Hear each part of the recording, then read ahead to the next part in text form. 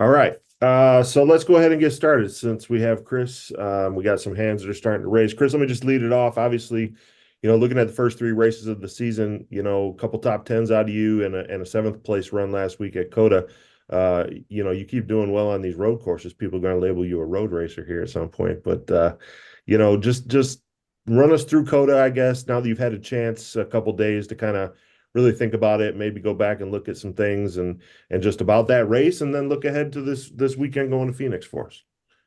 Yeah, kind of to put a bow on Coda there.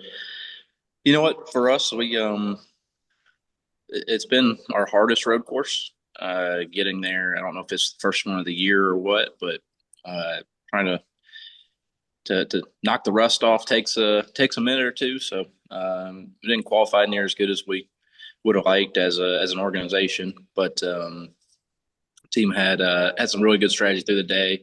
We had a good race car, and it definitely stayed with us through a longer run, which was beneficial there in the first two stages. I was able to make a little headway, um, and then the last stage really was probably set up to be really about as good as we could ask for there, and then that caution came out and changed it up for us. So took a I don't know if you'd even call it a gamble or not, but decided to come in, put tires on, and hope that couple lap deficit that the others would have would pay off for us. And uh, man, honestly, I think I go back and biggest thing I wish is just that caution would have been faster.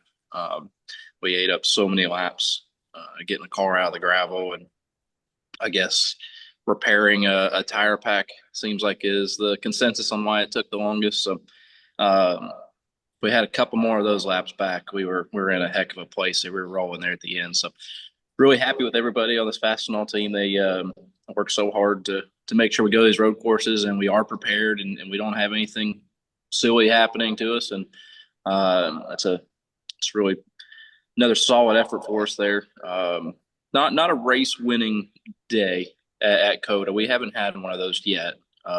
Where we've been able to say all these other road courses, I feel like we've had chances to win or speed that if we'd have done everything right, would have had a chance to win. And haven't quite been there at COTA yet, but we're inching up on it. I did like the new layout. I thought that was overall better from a driving standpoint. I know got a lot of friends out there that enjoyed it and liked it. So seems like it's being well received in the small circle that I ask around about. So that part was good. I think there's certainly some areas that we can clean it up and make it better next time. But yeah, overall it was a pretty solid weekend. All right. Good deal. Let's start running through the media questions. I'm going to go kind of in the order that they popped up here. And Bob Pockras, you are on the poll. So, Bob, go ahead. Yeah, Chris, I'm curious if you think that teams will have a driver, either one of theirs or maybe affiliate driver, try something different with the option tire, different in your strategy or different go for a certain length just to see what could happen with it, considering it might be the tire for the championship race. Uh, yeah, so you ignored all of the road course talk and went straight to Phoenix. I like it. You know what?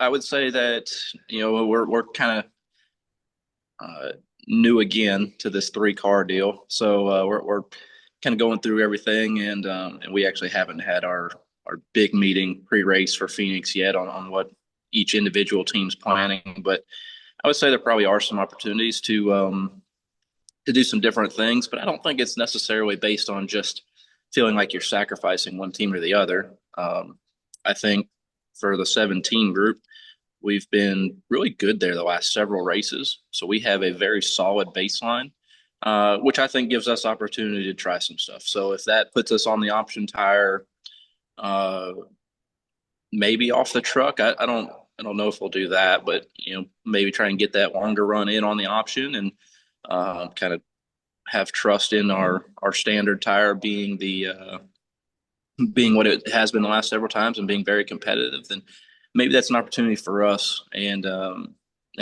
maybe the 60 bunch needs to get on track and get some laps in and get a baseline. I'm kind of talking for them in this way, and maybe for some others that if you have a solid baseline, you feel good about it, then you probably do open up your opportunities to try out those reds a little bit longer. Thank you. Yes, sir. All right. Coming up next, we've got John Newby followed by Cole and Matthias. So Cole and Matthias, get ready. But John, go ahead. Thank you. So Bob went to Phoenix, but I'm going to go back to COTA for a second. You talked about how there are some, things that you want to see cleaned up for next time. So I guess twofold. Did you want to go back to COTA, and what were some of those things that you were thinking of? Yeah, I like COTA. I enjoy it. I think first off, when you talk about our schedule and road racing and oval, short tracks, whatever avenue you take there, I think 5 road course races a year is good. I'm not the guy over here raising my hand saying I want to do this 8 or 10 times a year, just to start that out. But I do like COTA. Maybe I'm a little biased going back home, but at the same time, it's I think this was the single largest improvement for our racing was just shortening up the course, and seemed like it made it to where you had to be a little bit more strategic in your passes versus all the dive bombs. Now we certainly had those in the turn one still, lap one, but overall it was a better race, and I thought it was better from behind the wheel. You know what? When we talk about cleaning it up, and it's really just going to come back to track limits. We've run a street course a couple times now. There's pretty solid track limits when there's a wall on both sides. We're capable of doing that. So how we keep having these discussions of certain corners are going to be policed and others aren't. And, you're out in the dirt in some corners and watching people straight up shortcut corners. And the driver's meeting video that we watched beforehand says you can't shortcut any corner. And they will all be judged just like turns 3, 4, and 5 ended up being judged. Just a lot of confusion from my side. And to me, I think it's an easy fix. It's just to put physical barriers up. Is my thought process. It worked great in 6A. Nobody shortcut that one. It's 6B, same thing. There's a wall there. Nobody shortcut it, I promise. So that's just my 2 cents. I don't know how far it'll get, but I just seemed like go back and watch some of the fast laps of the race and trying to compare our data. And it's like, well, yeah, that was faster. They cut off 4 feet of the apex of turn 6. I'm sure that was better. I didn't know that was an option. So I think that's just some of my frustrations of it are just understanding how we got to where we did. Makes sense. You're not the only driver who mentioned that. Thank you. You got it. All right. We'll go to Cole and then Matthias and Jordan. Thanks for the time, guys. Chris, as a competitor, do you think the option tire was needed for Phoenix, or is that place challenging enough behind the wheel? I wouldn't say it was needed. I thought we'd had some pretty good races there as of late, but I think it worked out pretty good at Richmond, created some storylines. So I'm not going to say that I'm against it. But yeah, I guess I was surprised that it did come around and that it will be utilized for the end of the season. It's just another curve thrown at us that we gotta try and get right, and bring strategy back into it, which is a good thing. But I think Goodyear's done a good job at working on getting tires that have more fall for us. And I think case in points, the Glen and COTA now, we've had tires that have real fall off that you can pay a penalty for overusing. So I know that we keep on that path that'll really has big potential for short tracks without having to have an optional tire to do that. Now, that being said, I think this just kind of opens the door to see if what we can get away with. Maybe I'm speaking for Goodyear on this, but if you can get away with something softer and it works, and it creates good racing, then maybe that becomes the standard, and we don't have to have the option in there. So yeah, I guess I don't think it was needed, but I won't sit here and say I'm against it necessarily. Appreciate your time. Thank you. You're welcome. All right, next up we have Matthias, followed by Jordan and Leonardo. Matthias, take it away. Hello, Chris. My questions are two. What are the goals for the upcoming weekends, and which are winning on the next oval races? Yeah, so talking about the next several weeks, we got our miniature West Coast swing now, Phoenix and Vegas out there. I'd say they're pretty high for us and RFK this season. Probably one of my biggest, it was my biggest goal this season is to get the year started off right, to to be more competitive these first 8 races, and to get a win early on. So we've been very good at Phoenix. We've been very close. So just a little bit of tweaking there. I feel like we have a real opportunity heading into it. Vegas, we got some, a lot of work's gone into our 1.5-mile program through the off season. We're really hoping that we're better when we get around there. We weren't bad last year, and we first Vegas we qualified really well and had some real speed, and then second Vegas wasn't as strong, so it was kind of back to I won't say completely back to the drawing board, but trying to get that one locked in a little bit better. And then all the way across the country back to Homestead, right? So racetrack that I really love. It's at a way different time this season. So we'll make that, guess that call on what that's going to affect from a weather standpoint when we get there. But another 1.5 miles, one that's just extremely wore out. So we're getting into our more typical oval season now that we've gotten through these first 3 races. So this is going to be where I think really where we start to get a read on what our season can look like and what we've been able to accomplish through the off season. Thank you, Chris. You're welcome. All right, we have 1, 2, 3, 4, 5, 6 questions left. If anyone has more questions, just raise your hand on the screen here. Let's go to Jordan Bianchi. Jordan. Hey, Chris, appreciate the time. Kind of following up on that, you started the year with 2 super speedways, then you go to a road course. Is it, I don't want to say frustrating is the right word, but I can't think of a better word. Is it just maybe odd that you really don't have a read on who is strong and who needs to pick up their game 3 races into the year because you've had 3 non-traditional tracks?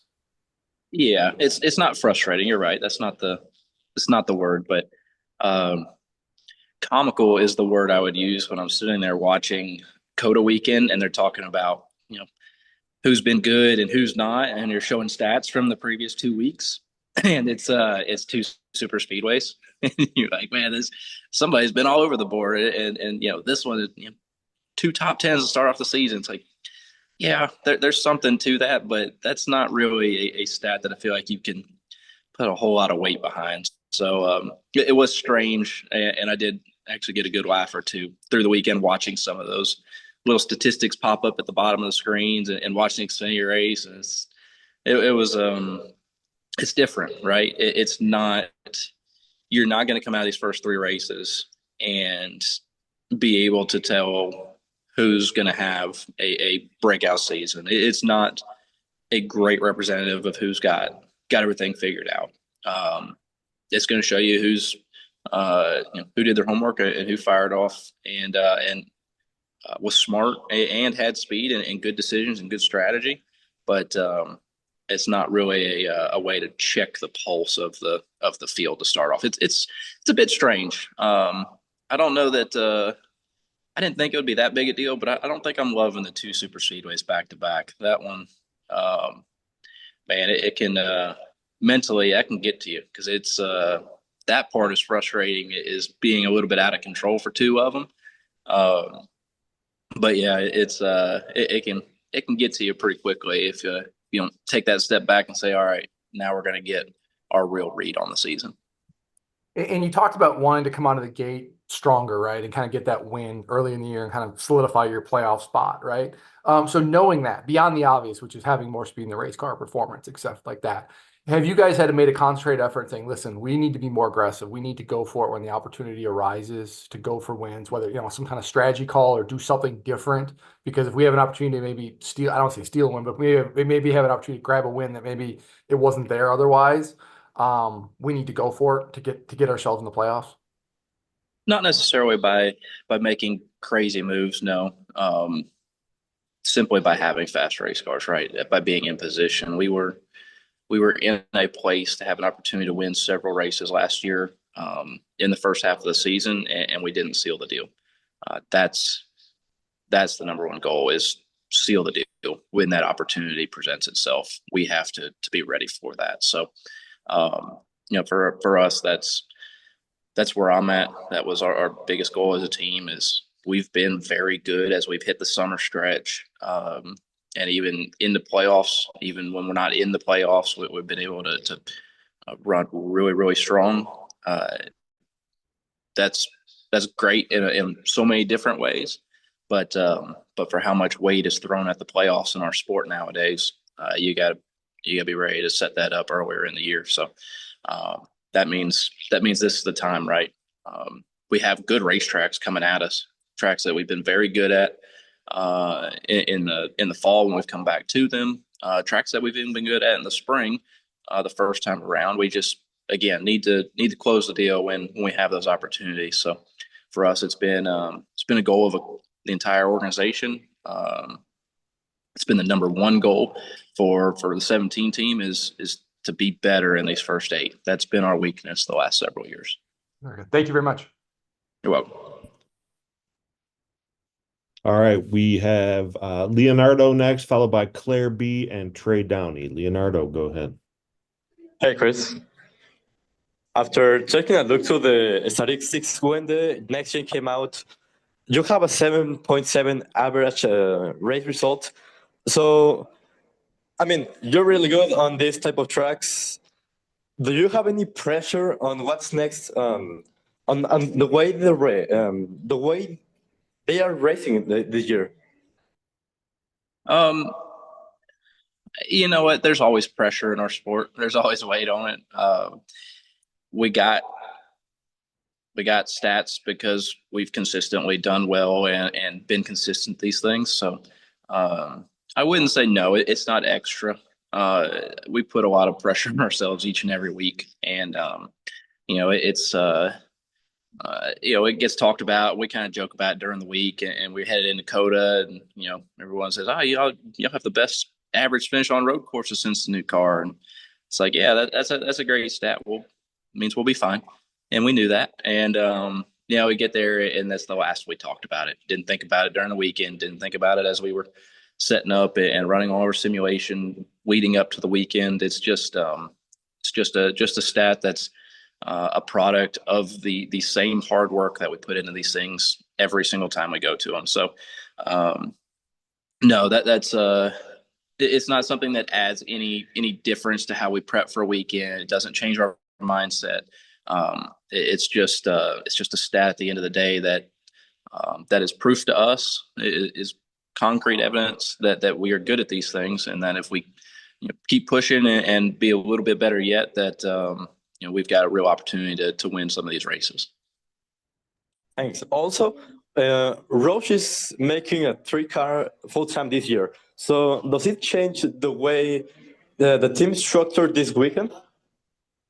Not a whole lot. It is early in the season, and having 3 cars, we're working out a little, I wouldn't even say bugs, but we're finding a rhythm, right? And how does that process flow through the shop? How do our meetings flow? How do we make the best opportunity at the racetrack to be competitive with all of our cars? I wouldn't say that there's, I don't even want to say growing pains, because I don't know if that's necessarily the word. It's just finding the rhythm of it. How does this flow as seamlessly as possible? And I think everyone's done a really good job. It was a busy off season, but I haven't really noticed much difference as we've gotten into the year since we hit the Clash. It really, and I may not be the right person to ask. You might ask, some of our crew chiefs or mechanics back at the shop, and they might say it's chaos, and maybe I'm not seeing it. But from where I'm at, it sure has been made to appear quite seamless and easy, and I think that's probably the goal. Thanks, Chris. Good luck. Thank you. All right, we got time for 3 or 4 more. Let's go to Claire B. Lang. Thank you.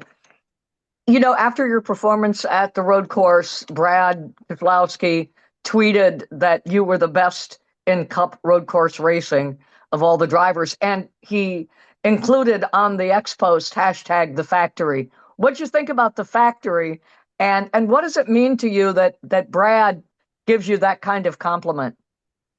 Yeah, it's Brad came up with the factory a few years ago. He said you keep plugging away and you just keep turning out results. So I was like, well, it's that's great if they're wins. If it's just a constant win, then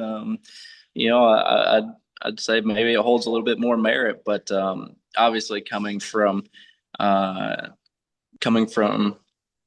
Brad and a champion of our sport, and our team owner here, it's a massive compliment. I certainly feel like I have way too much to learn to be able to take that as the truth right now. Always trying to figure out how to be better at these and to learn from people that I believe to be better than me at them. So you know what? There's a lot that goes into it, but ultimately at RFK we have very good road racing cars. We have very good people that are making sure that we show up to the racetrack and our cars are ready to go, that we're not having mechanical errors, that we're making good decisions and calls during races, that we're staying out of some of these massive pileups that we're seeing at some of these road courses, right? You think about it, one loose nut somewhere along the way and or an oil line left loose or something like that in one bad race, and all of a sudden all these stats and these averages that look so solid, those disappear. So it's not simply me, right? It's there's a whole lot into this. So to lean on to Brad here, Brad also had a saying that I haven't heard a whole lot lately, but this was a big thing when he came over, and I started going with him to some of these Fastenal conventions and talking in front of large crowds of people. And he said, you know what, as drivers, we probably get 80 or 90% of the credit for doing about 30% of the work. And maybe that was even high. He might have said 20. And I was like, man, it's a great point, right? This is not just driver versus driver. This is team versus team and organization versus organization. There's so much more that goes into it, and those ingrained within our sport, right? This is nothing new to anybody in this setting right here, but to some of our more casual fans, to understand how much goes into this thing and how many people touch our results at the end of the day, it starts to sink in, makes you realize this isn't just me going to a road course and simply having a good understanding and enjoying it and running well at them. It's our team making great decisions, and all the way through the several hundred employees that we have to make sure that we have these kind of results and these kind of stats to look back on. So it is more fun because we do get to talk about that Watkins Glen win. We finally got that road course win last year, so that's that was kind of the icing there. We finally got to it, but you know what? It's something that I surely appreciate, but I have a lot to learn yet and a lot to figure out. As we head into the mini West Coast swing, and I've covered your team through ups and downs and a lot of changes over the years. Brad, when he first came, I wondered if he was going to be patient enough because he wanted it right away, right? Where do you think you are on the patient side of it, seeing where you need to be, seeing the changes you've had, and entering this year as you head to the West Coast swing? Yeah, I think I've been awfully impressed by Brad's tenacity and his attitude towards this thing, and how do you approach it methodically. That it's not always a blow up that's needed. And RFK has taken a huge turn, and that's due to many factors, but Brad's been a huge part of that culture shift, and this this change has gotten people excited to be a part of our group and to be back winning races. And I tell you, to simply just to see Jack in victory lane at the Glen last year, a track that he's been so dominant at many years ago, to see him smiling and cutting up like that's incredibly rewarding, knowing how the last decade plus has gone, right? And you're right. I'm no stranger to this thing either, right? I signed up with Roush when I was 15 years old, and I've watched it. I think I that ink may have dried when they started to hit their wall, and to be on the upswing of it all is a whole lot more fun. I think the third car was a big goal of Jack, of Brad, I believe, of the Fenway side as well. I think everybody wanted to see this thing grow back, but the patience required to make sure that we were competitive with two cars before we put that extra workload on an organization that needed to be taking that energy and using it to be better, not just good enough. I think that was a strategic play that we've seen play out very, very well for us, and I think we'll continue to see that kind of show the fruits of that as we go through this season. I think we have a lot of good stuff coming. It's going to be a really great year for all of us. Good luck this weekend. Have some fun. Thanks, Clay. All right, we've got time for a couple more. Let's fire through them. Three more. Trey, followed by Dustin Long, and then Kyle Dalton. Trey, take it away. Hey, Chris, a little bit earlier on the call, you mentioned Homestead. Homestead earlier in the season this year. Darlington's also a little bit earlier in the season this year. Both of those tracks, typically the fastest way to get around them is right up against the wall. If I were to ask you, who comes to mind when you think of who is the best right now in the Cup Series as far as ripping it inches away from the wall? Yeah, I think I guess the joke at practice is always who's in your group, right? And we talk about we need to run the fence, and that's where we need to practice. And usually it's probably usually Reddick that you're looking for to go rip the fence and see if it works. So that's something that shows up at those racetracks, right? And you have to be good at it. You have to be calculated in how you approach it, and there's speed there. There has been for a long time. The difference has been in the last several years without steel-bodied cars. The risk is much lower than it was. For a long period of time, if you got up there a fence and you were 3 inches off and you made a mistake and you pushed a fender in on a tire, then you hit pit road 3 laps later with a flat. We don't have that anymore. You just don't get flats from that kind of contact. So it's changed how aggressive you're able to be when you go up to the fence. And I think it's taken people that were really aggressive back with the old car and paid penalties for it at times, had great speed, but paid big penalties. It took away most of the penalty to where now they're ahead of everybody else when it comes to that. So what we're working towards is trying to understand how aggressive you can get with it, and what how do you balance taking care of equipment versus the understanding that it's just not really going to tear stuff up. And it's changing in our series and the Xfinity series, right? When they went to the composite body, it did the same thing. It made heroes out of a lot of drivers that otherwise were tearing stuff up pretty regularly over there, and it made it to where you're able to get away with a lot more. So it's just a different approach to it now, and just constantly trying to figure out how to get better at it, because there's a skill to it, and it's hard. Thank you. All right, Dustin Long, you're up. Hey, Chris, as Goodyear and as the sport has worked to soften these tires and kind of change the handling of the cars, how much is that impacting what drivers are able to do? Is it starting? Is there been enough change that it's changing how you have to drive the car and what you need to do to be successful is different than 4 or 5 years ago? Yeah, it's a good question. I think that it seems pretty rare right now that from behind the wheel you can make a big difference in how that tire is going to wear out or fall off on you. I think the bigger differences are coming from how you show up to the racetrack from a setup standpoint. I think that it's directionally right. And in the past, you were able to, now many years ago, um, there were races you go to, and I remember from the ARCA series, if you push for 10 laps, you better be ready to give up 20 to recover that tire.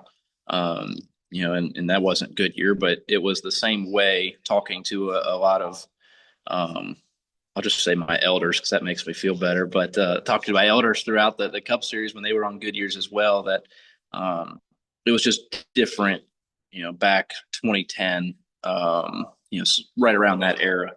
Yes, as they've gotten softer, we're definitely seeing more fall off and more movement through the field, and it's creating some different strategies, which is great, right? I don't think we're quite to the point where I am sitting, I can make a huge difference in how that looks throughout a run.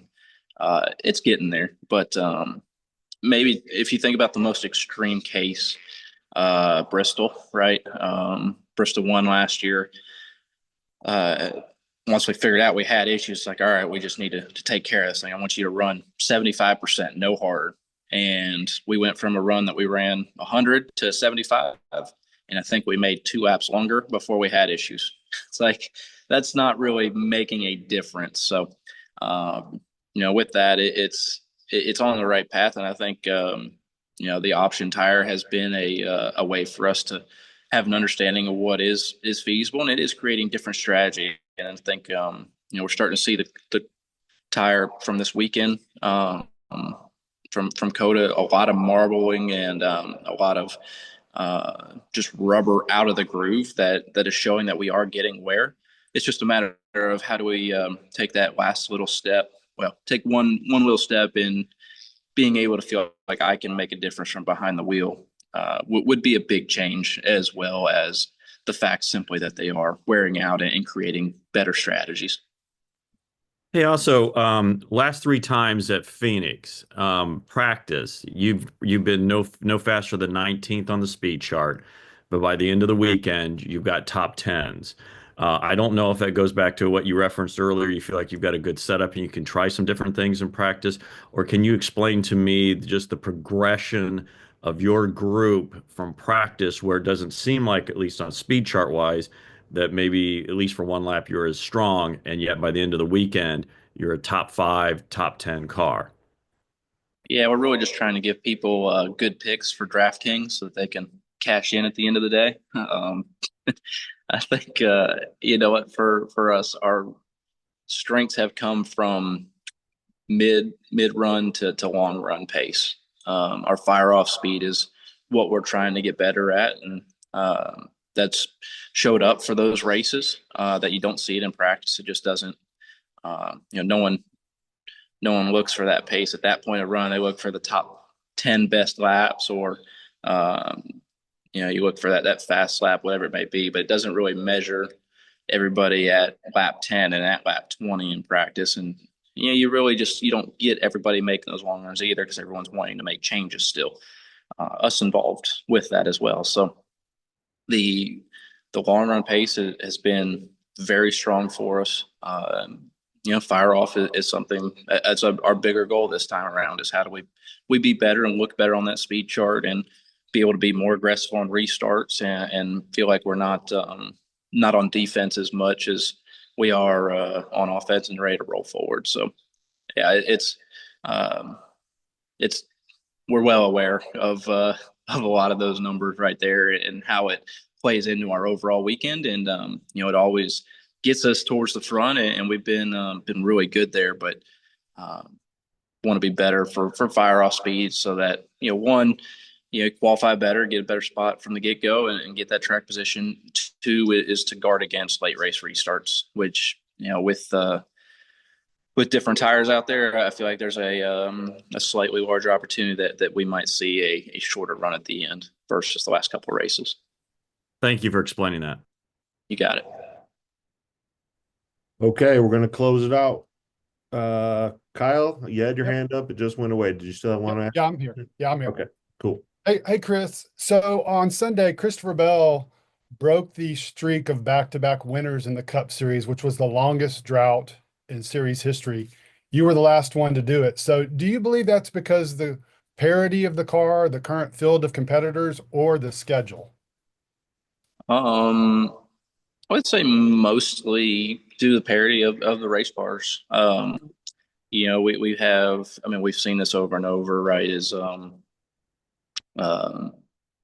You look at the amount of winners that we have as we head in the year, towards the end of the year, and who makes playoffs that didn't have a win, and it's one or two cars. We're just having more winners. It's more sporadic. You don't have as clear of an idea when you go to certain racetracks. It's not quite as clear that this is the car that's going to be great when we come to Martinsville. It's harder to consistently keep an advantage over the field, and I think that's a lot of why you see that. The fact that the schedule is as crazy it was at the beginning of this season. One was a race last week where they were really good the entire race, and then I think of Atlanta, and we were back there struggling to make laps at the beginning of that race with the 20 car. Trying to get a handle on all of our hot rods back there, and it ended up being able to get that win there for them as well, right? So obviously made good calls and good plays at it and got it better. So it is. It's just the parity of the sport. It seems like if you gain an advantage, it doesn't it's not a very large advantage to where it works out at all different styles of racetracks. And two, it just doesn't last long. It just doesn't seem to last long. Thanks. Good luck this weekend. Thank you. All right. Well, that's going to do it for today. Chris, I want to thank you again for taking the time to be with us on our weekly Zoom call. For all the media, we will have a transcript sent out here shortly. And Chris, we'll see you in Phoenix. Good luck. We'll talk to you all soon. Sounds good. Take it easy, y'all. Thanks.